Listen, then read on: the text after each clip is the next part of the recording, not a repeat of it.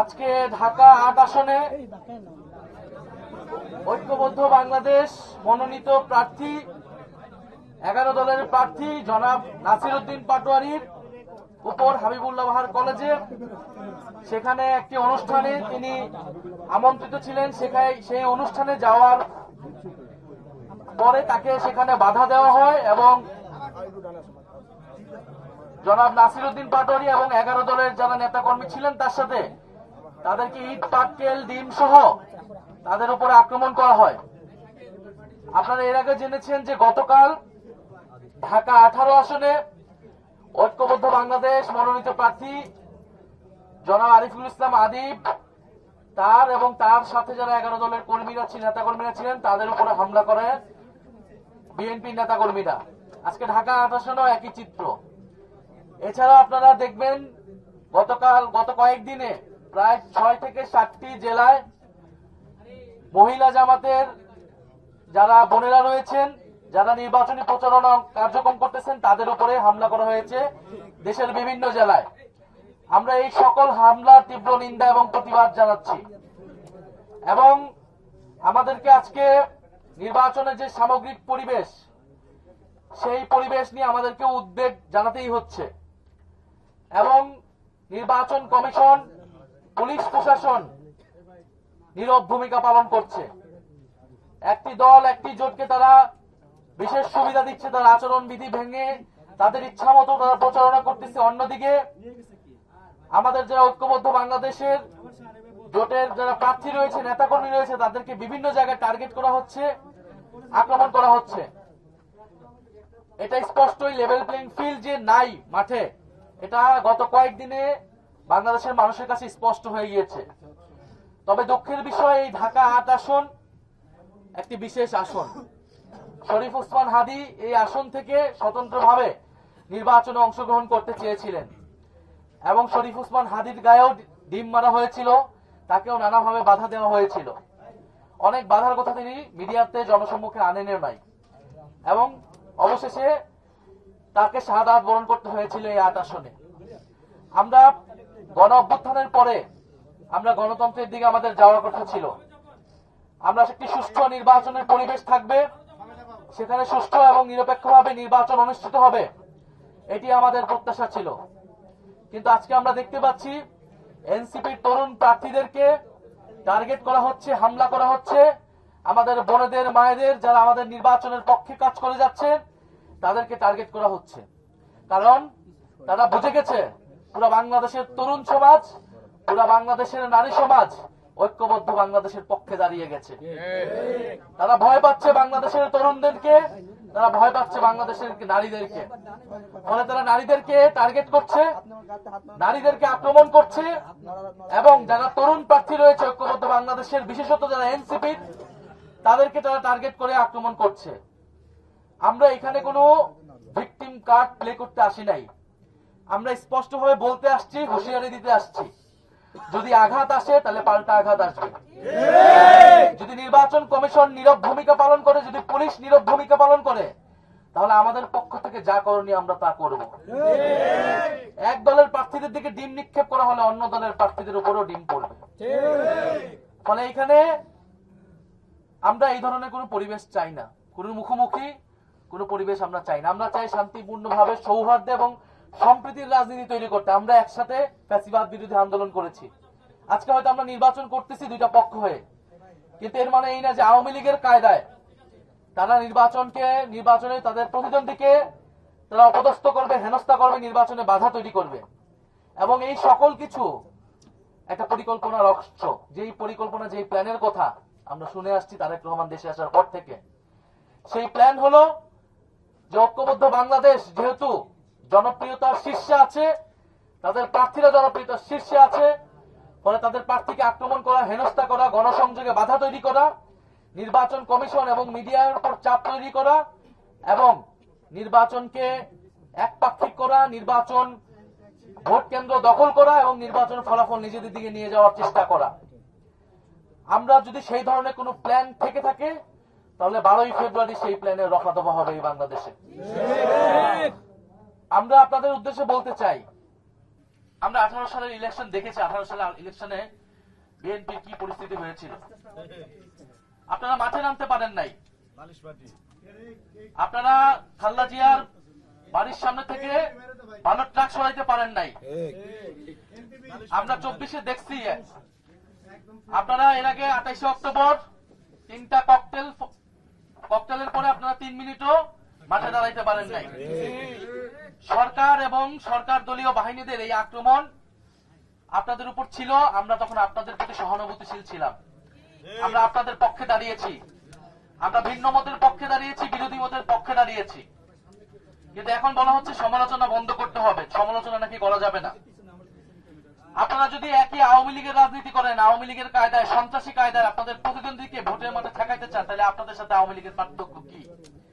আপনাদের সাথে কার্যত আওয়ামী লীগের পার্থক্য, সেই পার্থক্য ধীরে ধীরে আসলে সেই পার্থক্য উঠে যাচ্ছে।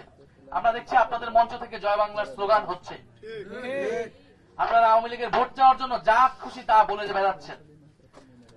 আপনারা যদি ভেবে থাকেন যে এভাবে আমাদের প্রার্থীদেরকে আপনারা হেনস্থা করে, বাধা তৈরি করে আপনারা নির্বাচন জিতে যাবেন, তাহলে আপনারা ভুল ভাবছেন।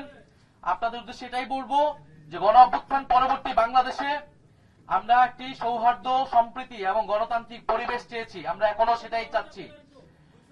এবং এই যে ঢাকা 8 আসন, ঢাকা 18 আসন এবং সারা দেশে আমাদের মহিলা এবং আমাদের বোনদের উপরে যে আক্রমণ হচ্ছে, সে আক্রমণ যদি অব্যাহত থাকে তাহলে এর পরিণতি ভালো হবে না এবং এর পরিণতি বিএনপিকেই নিতে হবে। জনাব নাসিরউদ্দিন পাটোয়ারীকে নিয়ে অনেক কথা থাকতে পারে, তিনিও সমালোচনার ঊর্ধ্বে নন, তার ভুল ত্রুটি থাকতে পারে। আপনারা তাকে বেয়াদব বলতেছেন, আপনারা তাকে আরো 10টা কথা বলেন। রাজনীতি মানে, নির্বাচন মানে কথার লড়াই। আপনি একটা কথা বলবেন, আমি একটা কথা বলবো, জনগণ ডিসাইড করবেন জনগণ কাকে ভোট দিবেন। তাহলে আপনারা জনগণকে কেন ডিসাইড করতে দিচ্ছেন না? আপনারা নিজেরাই ডিসাইড করে নিচ্ছেন কেন? আপনারা নিজেরাই কেন আক্রমণ করছেন? জনগণ 12ই ফেব্রুয়ারি নির্ধারণ করবে যে কে বেয়াদব আর কে গ্যাংস্টার, কে সন্ত্রাসী আর কে জনগণের পক্ষে কথা বলে যাচ্ছে। ফলে যারা জনগণের সেই মতের উপর শ্রদ্ধাশীল না, যারা নিজেদের উপর কোনো আত্মবিশ্বাস নাই, তারা প্রতিপক্ষকে ভয় পাচ্ছে এবং প্রতিপক্ষকে দমন করার চেষ্টা করছে। মির্জা আব্বাস সাহেবের প্রতি আমাদের শ্রদ্ধা আছেন। উনি বর্ষিয়ান এবং অভিজ্ঞ রাজনীতিবিদ। কিন্তু রাজনীতির মাঠে আজকে আমরা এক অন্যের প্রতিদ্বন্দ্বী। কিন্তু কথা ছিল বাংলাদেশে আমরা এই প্রতিদ্বন্দ্বিতাকে শত্রুতায় পরিণত করব না। মির্জা আব্বাস সাহেবও কোনো ভুল ত্রুটির ঊর্ধ্বে না, কোনো সমালোচনার ঊর্ধ্বে না। ওনার সমালোচনা করা যাবে না, এই ঢাকা শহরে এমন কোন নিয়ম, এমন কোন আইন জারি হয় নাই। আর আমরা গণ অভ্যুত্থান করে আসা মানুষ, শেখ হাসিনাকে এই বাংলাদেশ থেকে হটাইতে পারছি। আর এই মির্জা আব্বাস, তাদের বিরুদ্ধে আমরা কথা বলতে পারবো না। এসব ভয়ভীতি দেখে আমাদেরকে আটকাবে ভেবে থাকেন, এটা তিনি অত্যন্ত ভুল করছেন এবং উনি বুঝেন নাই তিনি আজকে কি অপরাধটা করে ফেলছেন। মির্জা আব্বাসের ইতিহাস আমরা জানি, আমরা ওই ঢাকা শহরে বড় হয়েছি। জিয়াউর রহমান মির্জা আব্বাসকে ডেকে একটা হুন্ডা এবং 30 টাকা দিয়ে বলছিলেন আমার সাথে রাজনীতি করো এবং ইলেকশনে কাজ করো। ওইখান থেকে তার রাজনৈতিক যাত্রা বিএনপির সাথে। সেই জায়গা থেকে তিনি ঢাকা শহরে সাম্রাজ্য তৈরি করছেন। এই সাম্রাজ্য কিভাবে হয়েছে এই বাংলাদেশের মানুষ জানে, ঢাকা শহরের মানুষ সেটা জানে।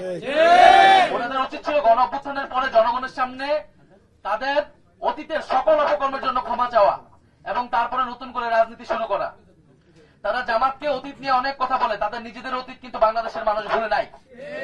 2001 থেকে 6 যে দুঃশাসন তারা তৈরি করেছে সেটা কিন্তু বাংলাদেশের মানুষ ভুলে নাই। ফলে অতীত ধরে কথা বলতে সবার অতীত ধরে কিন্তু আমরা কথা বলা শুরু করব। ফলে মির্জা আব্বাস সাহেবের প্রতি আমাদের আহ্বান থাকবে, অনুরোধ থাকবে, আগে যা করছেন সেই আচরণ যদি পরিত্যাগ করতে না পারেন তাহলে কিন্তু এবার নির্বাচনে এটার পরিণতি ভালো হবে না। এবং বিএনপির মির্জা আব্বাস সহ এই বিভিন্ন সিনিয়র নেতৃবৃন্দ তারা গত 16 বছর আওয়ামী লীগের সাথে আপোষ করে রাজনীতি করেছে। আপনারা দেখবেন তাদের বেশিরভাগের ব্যবসা বাণিজ্য সবকিছু আওয়ামী লীগের লোকদের সাথে সংশ্লিষ্ট এবং তারা নিজেদের ব্যবসা বাণিজ্য, অর্থ সম্পত্তি টিকানের লোভে, টিকানের কারণে, নিজেদের স্বার্থের কারণে তারা হোল হার্টেডলি কখনো রাজপথে নামে নাই, মাঠে নামে নাই। ছাত্রদল, যুবদল, বিএনপি, তৃণমূলের নেত্রীরা, নেতাকর্মীরা জীবন দেওয়ার জন্য প্রস্তুত ছিল, কিন্তু এই মির্জা আব্বাসের মতো নেতারা ঢাকা শহরে কোনো গ্রিন সিগন্যাল দেয় নাই। গণ অভ্যুত্থানের সময় তারা মির্জা আব্বাসদের জন্য অপেক্ষা করে নাই। ছাত্র শিবির, ছাত্র দল, গণ অভ্যুত্থানের বৈষম্য বিরোধী সকল নেতাকর্মীরা জনগণের জন্য রাজপথে নেমে গিয়েছিল। ফলে মির্জা আব্বাসের যে ব্যাংক ব্যালেন্স, তাদের যে ব্যবসা, তাদের যে সাম্রাজ্য, সে আওয়ামী লীগের সময় পুরোটাই ইনটেক ছিল। এবং বেশিরভাগ বিএনপি নেতাকর্মীদের আপনি দেখবেন খুঁজলে একই জিনিস পাবেন। একমাত্র ব্যতিক্রম ছিলেন বেগম খালেদা জিয়া। এই জন্য তাকে কি অবস্থা ছিল, কারাগারে তাকে মৃত্যুর মুখে পড়তে হয়েছিল।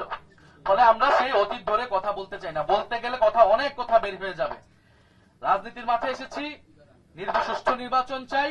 শরীফ ওসমান হাদী এই ঢাকা ৮-এর মানুষের ভোটাধিকারের জন্য, গণতন্ত্র প্রতিষ্ঠার জন্য জীবন দিয়ে গিয়েছেন। এই একই লড়াই আমরা কন্টিনিউ করতে চাই। কিন্তু আজকে যেটা হয়েছে এটা খুবই দুঃখজনক, খুবই ন্যাক্কারজনক, এবং এটা অস্বীকারের চেষ্টা আরো বেশি ন্যাক্কারজনক। হাবিবুল্লাহ বাহার কলেজে একেবারে চিহ্নিত ছাত্রদলের ক্যাডার সন্ত্রাসীরা এটা পরিকল্পনা করে এটা করেছেন। মির্জা আব্বাসের নির্দেশে, তারেক রহমানের সম্মতিতে এই ঘটনা আজকে ঘটেছে। ফলে আপনারা একদিকে ভালো ভালো কথা বলবেন স্টেজে উঠে, আরেকদিকে আপনারা আপনাদের যারা বিরোধী রয়েছে, প্রতিদ্বন্দ্বী রয়েছে, তাদেরকে আপনারা দমন করবেন সন্ত্রাসী কায়দায়। আওয়ামী লীগের রাজনীতিকে পুনর্বাসন করার চেষ্টা করবেন। এইটা আমরা বাংলাদেশে হইতে দেব না। ফলে আজকে আমরা হুঁশিয়ারি দিচ্ছি নির্বাচন কমিশনের প্রতি। আমরা দেখতে চাই এটার ব্যবস্থা তারা কি নেয়, কলেজ প্রশাসন এটার কি ব্যবস্থা নেয়, এবং বিএনপি দলীয় ভাবে এটার কি ব্যবস্থা নেয়। এরপরে বাকি জবাব আমরা রাজপথে দিব, আমরা 12ই ফেব্রুয়ারি ইলেকশনে দিব।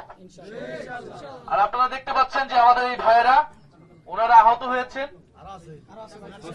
প্রায় 12 জনের উপরে। সেটা শুধু অনেক মিডিয়াতেও এটাকে নেগেটিভ ভাবে যে ডিম মারা হচ্ছে, তোপের মুখে হচ্ছে। এইটা খুবই স্পষ্ট একটা পরিকল্পিত ভাবে সন্ত্রাসী হামলা। যে হামলায় আমাদের ঐক্যবদ্ধ বাংলাদেশের অনেক ভাই বোনেরা আহত হয়েছে, হেনস্থার শিকার হয়েছে, এবং এটা আমরা আইনি ভাবে, রাজনৈতিক ভাবে আমরা এটার মোকাবেলা করব।